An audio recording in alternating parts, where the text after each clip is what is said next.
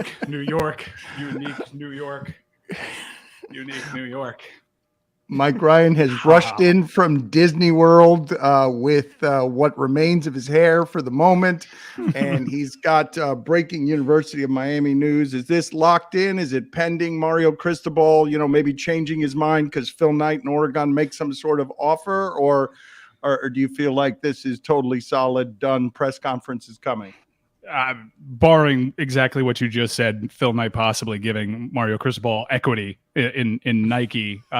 This is not like they haven't formally signed, but this has been the expectation for a couple of days now. I know it's quite random that I broke this story. I've been saying for the last couple of days I had no interest in breaking this story, but it become abundantly clear to me as I was making my way down from Orlando that this story was percolating and it was going to get out there eventually. I knew I had more sources confirming it, so I was just like, what the H, I'll just put it out there. Mario Cristobal is coming to the University of Miami to be its head football coach, which may be confusing to some, Dan, because they currently have a head football coach they have yet to buy out.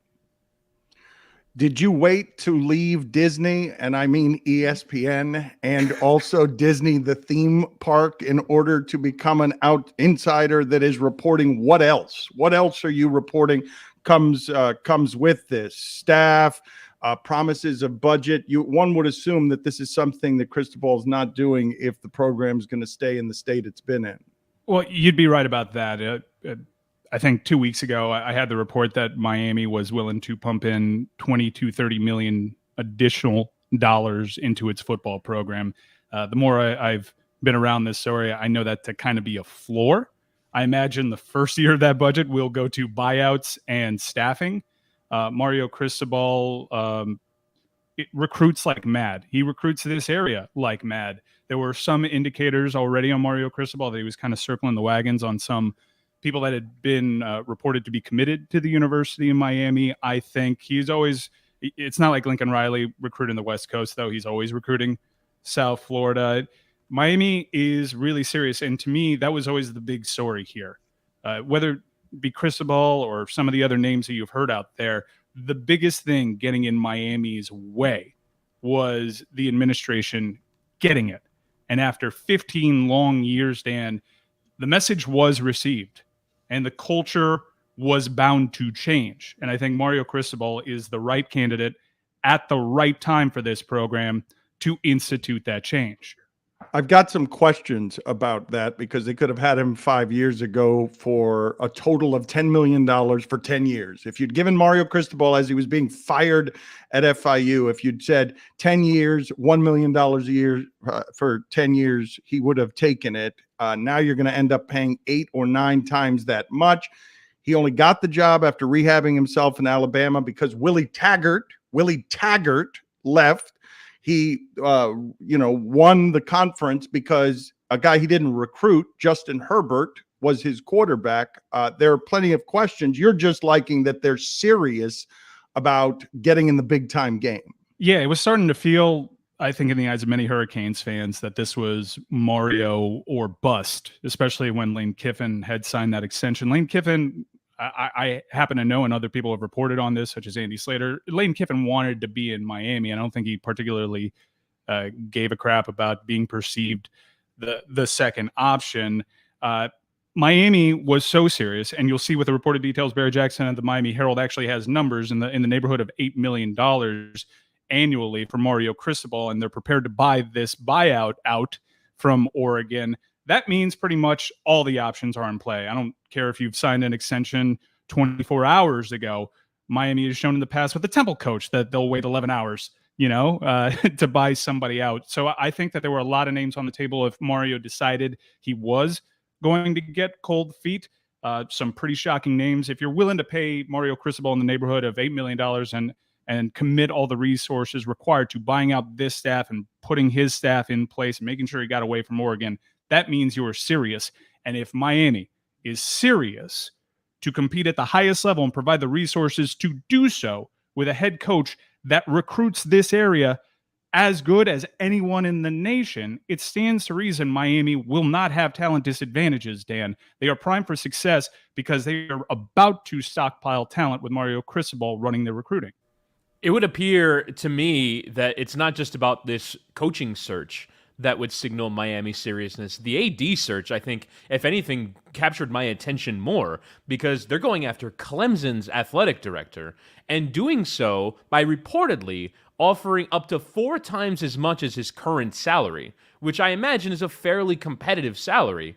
And it would be fairly remarkable, and Mike, you've given voice to this on the show, that a rant from Kirk Herbstreit is the reason why so much of this is changing.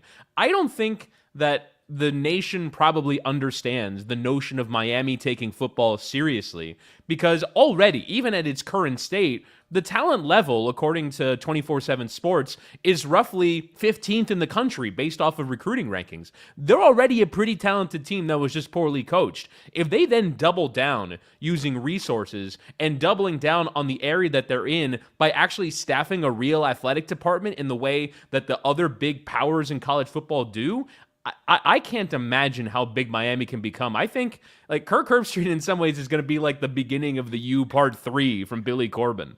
And it's not even the first time Kirk Herbstreit did something like this. Kirk Herbstreit along the years has had plenty of pointed criticism towards the Miami administration, but this one connected, and it absolutely brought about the cultural change within that administration at the very highest level, because there are a lot of dissenting voices among the board of trustees. And that's another sea change that happened with Miami. The voices of the board of trustees, outside of a few heavily influential ones, possibly with ties to Mario Cristobal, really got engaged and involved. And to your point about the athletic director, yes, the numbers that are being reported for the athletic director are startling for that position. I haven't put the other names out of the other finalists, but trust me when I say there were big-time Power 5 sitting ADs hugely interested in coming to Miami, with Miami backing their athletic department to the tune that they were saying, and also for that pay raise, Chris. For the people questioning this, how many sources do you have on this? What else are you waiting for? Because this can be the scariest time when people are breaking news where you're not getting denials anywhere, but you're not exactly getting confirmation either. So you're sort of floating out there waiting for the next shoe to drop. Yeah, I'm nervous because I've never done this before. I'm not an insider per se, although I think I've been really right about the University of Miami and the inner workings since they lost to Alabama and what their train of thought was there. I have this verified on 3 different fronts, and I have put in messages over to the University of Miami, waiting to hear a confirmation on them. Understandably, they're not talking right now. Maybe they're getting together. There's a meeting of minds to see exactly how to play this, because they do have Manny Diaz as their head coach right now.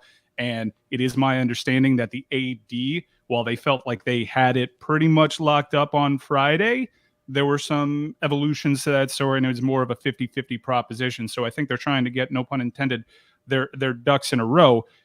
But even though I haven't heard from the University of Miami on this front, the story has been out there for over an hour. There hasn't been a formal denial. If it wasn't trending this way, you would have heard that by now. At this point, I'm taking silence from the University of Miami as basically a confirmation too, because there is no out and out denial. And Dan, throughout your several years in journalism, you kind of know the inner workings of that particular play.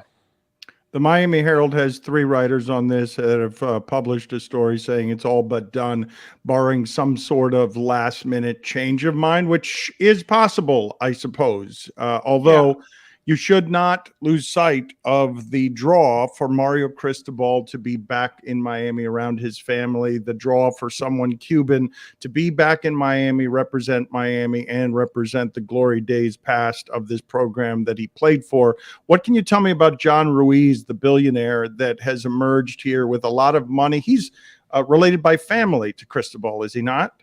I think he was related by marriage. There was a tie to a previous marriage that John Ruiz had. And John Ruiz, I saw David Lake report that John Ruiz was serious about building a stadium.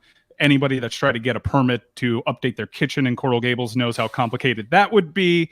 I don't necessarily think that there is, like, while I think that the reporting is obviously sound and John Ruiz truly believes this and has started working towards that, I've heard from other sources that that's not likely. But what it does signal, Dan, is that there is a mega booster finally in Miami's camp that is looking to be the money behind big moves. And it's not just him. Miami has a really good fundraising base for a school with such a small student population.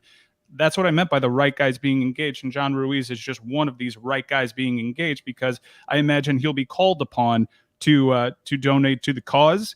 And if the most recent news cycle would suggest anything, is that John Ruiz kind of likes the attention, and he'll do whatever it takes to bring Miami back, which I think is the important thing. The right people got the message, and the program is heading in the right direction. I understand the apprehensions about the candidate. I really do. This kind of echoes the last time Miami had an opening, Dan, in that it wasn't a true national search. They pretty much had their one guy in Mario Cristobal. And this kind of, I guess the optics of it were that it had to work out with this one guy, because then what happens with all the other people? I happen to think that they probably would have been in play for other candidates. But where this is different from Manny Diaz at Temple, this is a proven commodity that has won the Pac-12 multiple times. I believe he's won a Rose Bowl. He just had a 10-win season, went to a Pac-12 title game in which that team, I don't know much about Oregon Duck football, but they were very hurt all season, and they performed well. He has shown what he can do with resources, and like I told you, he is the right fit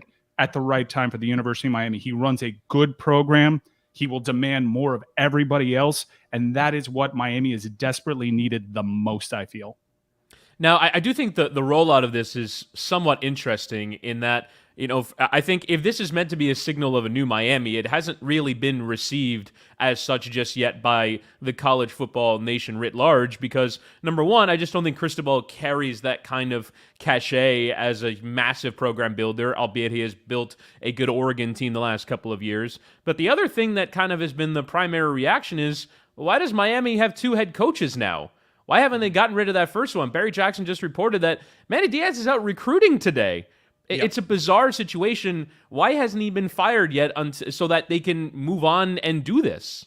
I'm glad you asked, and I put out a mega thread on this on Friday, because it is a unique situation. And let me just say, while it appears that it hasn't worked out for Manny Diaz here in Miami, I think he's handled a very difficult situation as classy as you could possibly imagine, considering the circumstances. To answer your question directly, Whitty, it may not be our school of thought. It's certainly not the school of thought of schools like LSU, USC, and UF that made the decisions on their head coach and had it out there. But Miami, generally, over the last few years, has been a fear-based operation. They are deathly afraid of losing players to the portal. They are deathly afraid of losing recruits. And the way that they rationalize it is, Manny's helping more than he's hurting right now in keeping the players happy. And to Manny's credit, as I outlined in that reporting that I did over the weekend, Manny still had his supporters in that building. And I'm sure Manny is kind of kicking himself a little bit seeing all these reports of resources, because if he was supported in the way that the school plans to support Mario Cristobal, maybe it would have gone different for Manny Diaz. I think I can't blame Manny Diaz for taking this job, but I think he could have done really well by learning on the job a little bit more. This was a big job. It wasn't the right support system at the time, and I really hope he probably maybe goes down that Mario Cristobal coach rehabilitation project, because Mario Cristobal has built himself in the last few years as someone that got let go at Florida International University, to someone who worked with Nick Saban, to someone who became the head coach at Oregon, to someone who won conference championships, now probably has the number one prospect in the NFL draft, and to Dan's point, knows exactly what this is capable of and is on the precipice of accepting, in formal terms, his dream job at the University of Miami. They got a 4-star linebacking recruit from Miami Central yesterday. I actually have something on that. If you paid attention to his quotes, and keep in mind what I told you about Mario Cristobal perhaps circling the wagons on some of these recruits, his language in particular, that blue chipper that was committed to Florida State, he was very careful to outline that he was committing to the program. It was a first question he was asked about Manny Diaz, because I know naturally you want to give Manny Diaz credit for it. I mean, he certainly put in work on this, but that blue chipper in particular, who right now looks like he might just walk into a starting role at the linebacking core, went out of his way to say, I'm committed to Miami, not Manny Diaz, basically. Is the strength coach with the crazy mustache coming with Mario Cristobal? Is the tiny offensive line coach? That's the one I'm concerned about. Mirabal, I will look. If that would be the biggest stunner, that Mirabal's not in Miami. Mirabal, I think, Mirabal's already at Miami. Mirabal's in the Isla Canaria this morning. He's in the parking lot of the Heck Center right now, making sure that nobody. He's holding Mario's head coaching parking spot for him right now. If Manny tries to park there, Mirabal's going to bite the tires of Manny's car. And to his credit, anybody that knows anything about coaching, and I am not going to pretend like I do. They say that in terms of position coaches, this is one of the best out there. Alex Mirabal, who might have been spotted in a Twitter Spaces in the most recent couple of weeks, observing from afar the Miami coaching situation. Look, there's a lot of Miami ties, and I know the national stuff, which was out there on Thursday, which I can tell you, I try to go out there and dismiss. I thought Miami could have done a lot better job of getting out in front of it, putting out a statement, because there were a lot of spurned athletic director candidates that had a different path to getting to the search firm. And I think that they started lashing out. But yes, Miami is still, even this situation, as they have Manny Diaz, kind of perceived as a messy situation. And I think it starts with these formal announcements. Those are two highly respected individuals. If it's Radikovich and certainly Mario Cristobal, this will be a streamlined operation that will carry itself as a program that is ready to compete at the highest level and give off a bit more of a professional vibe instead of a vibe that looked at itself more like a school like Vanderbilt as opposed to Alabama or USC or Florida State. I would assume that the country at large, as Mel Tucker goes for $95 million and James Franklin goes for $85 million, and even Liberty is paying its coach $4 million a year, I would assume, and Lincoln Riley changes teams and Brian Kelly changes team, that most people are looking at this nationwide and yawning. Big deal. You got the coach that lost to Utah by a combined 700 points in the games they played this year. And Cristobal isn't high on the list from among the names we just talked about, not as sexy as some of those other moves. It signals that Miami's getting in the big boy game, but I would assume that the country at large is looking at this and being like, whatever, Mario Cristobal. Possibly. Well, the country at large, I think by you saying the country at large, you're saying like how this plays in Columbus or Tuscaloosa or Norman or Clemson. And you might be right. I don't. Mario Cristobal has proven it. This is not the unproven commodity he was at FIU. He is successful. There was a lot of interest in him as a candidate before. He said as much in his post-game presser, which was a little awkward to watch after the Utah game. What is that? What is that? What's he mad at? Like he's mad. He's mad because he lost, right? Like they got tonked a little bit, and that was. The first 7 questions that he got was about this job in particular. Also, if you're looking for another reason why Miami kept Manny Diaz on the staff as long as it did, is it probably behooved Mario Cristobal or any candidate really that they were looking at, because you can't necessarily say, what about the Miami job, when it's not exactly vacant. But by the time Friday rolled around, there was just way too much smoke out there, and he had to address it head on. I think the media has kind of learned from their Lincoln Riley line of questionings where they were asking him direct questions, and he's like, instead of just asking, are you going to be here next year? I don't think he necessarily got that question either. And why was he angry? I mean, Mario Cristobal is more of an intense type of leader. Again, playing into the cultural fit, I think right guy, right time. Yeah, I mean, coaches are always going to handle that stuff poorly about the rumors, because you can say it distracted them in Las Vegas while they're getting smashed by Utah. But I do want to kind of get back to Dan's notion of it maybe being a yawn. I think it's largely because Mario Cristobal has name recognition more in Miami than I think that he does nationwide, because he played, was an assistant, kind of basically created the FIU program in some respects, because he was the first one to have success with them. So we know him in a way that I don't think other parts of the country don't. But I also think that in some ways this feels like, like it could be another false dawn for Miami. We talk all the time about the U is back being a trope for 20 years. And in some ways, The U is trying to do this in a different way than they ever have before, because the U model has always been overachieve what you are as an athletic program on the basis of being in the richest recruiting area in the country, being more talented than everybody else because it's the best place to have a college football program. Now they're trying to do it with resources, and I just don't think that Miami is going to get that kind of respect until, as Stugotz would say, do it against Alabama. Well, I think that people might be looking at this, though, like, hey, this is Golden. This is Shannon. This is Manny Diaz, just a lot more expensive. Hey, Mike Ryan, you've been talking about this for a month. You've been reporting it for a month. We'll look forward in 3 or 4 years to you firing him the way that you fired all the previous coaches before they were done. Man, I'm not saying that I won't, but but that'll be a next level from now. Miami has made it to the ACC championship game once. There's a guy that's made it in several consecutive years. I mean, last Friday, everyone was complaining about how he got blown out in a conference championship game. Miami getting blown out in a conference championship game in 2017 was one of my favorite moments in program history over the last 20 years. So if that's the floor, I'm fine with it. I get all the points about nationally, and this may have sounded like a loser's lament if Miami, for whatever reason, struck out with Mario, and they weren't striking out with Mario. If Miami missed out on Mario, it would be because Oregon just gave them the world. I knew Miami was going to come correct with the money, with the pledge on resources, with how aggressive they'd be with the AD hire. To me, Dan, that is actually the story here. That is actually the turning point in you coming back. Mario Cristobal can be the face of it, and that is a really cool story for several different reasons. But the biggest program-changing decision was made weeks ago when Miami said, we're going to be serious about this and commit resources that have us competing with the likes of Clemson, Alabama, and Florida and the big-time college football programs when they were barely treading water to compete against the likes of UNC and the Coastal.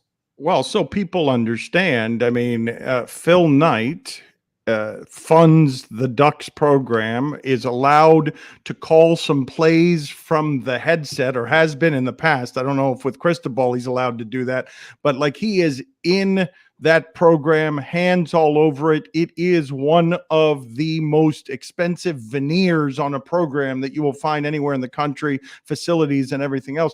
Did Miami just win a bidding war against Phil Knight, or did they come in lower because Phil Knight was trying to keep him? They were trying. They had offered him something, and they might still be trying to keep him. Did Miami win a bidding war, or is this just about Cristobal wants to come home?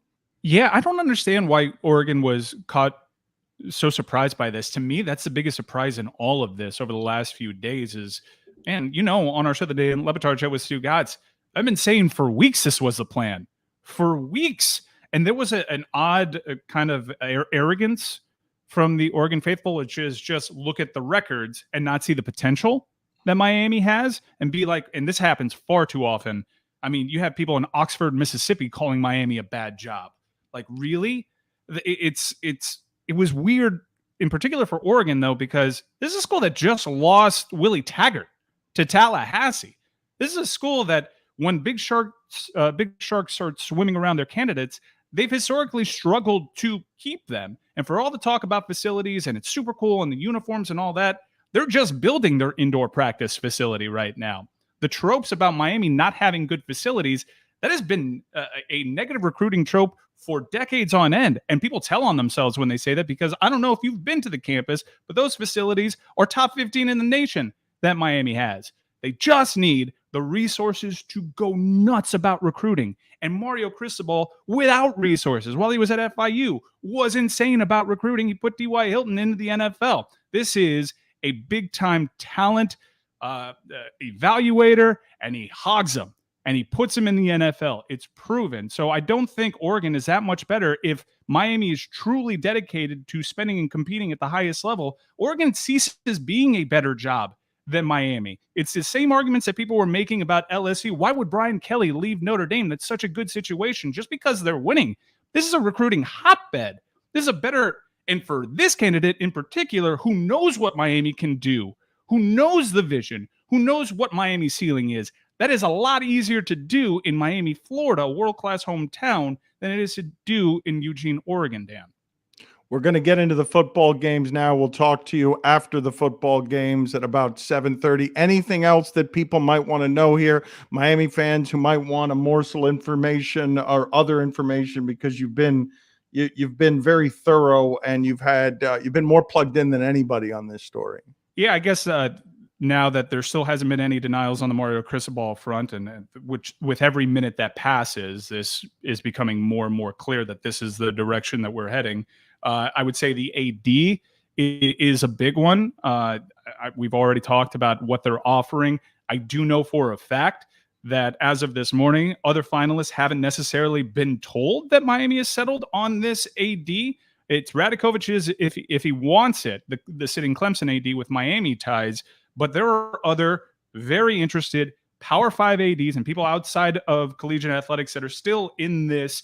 Should Radakovic have cold feet? I'm more uncertain about Radakovic than I was about Mario Cristobal. If I were to handicap it last night, I was thinking that this was a 99%er.